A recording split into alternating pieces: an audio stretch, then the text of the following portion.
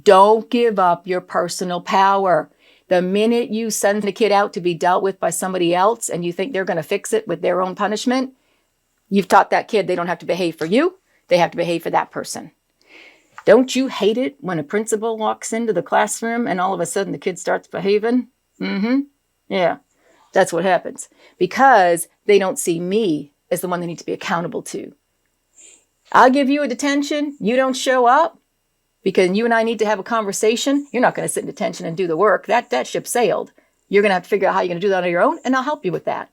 But we're going to have a conversation. You skip my detention and you get an office detention because I wrote it up. You show up for that office detention. I need that administrator to cart you right down to my classroom and say, here you go. This is where your detention is.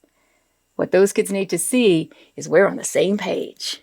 All right. If I'm an art teacher, music teacher, and I'm in the elementary school and that kid's misbehaving in my class and I've got a line of kids waiting to come in and I can't deal with that kid right now.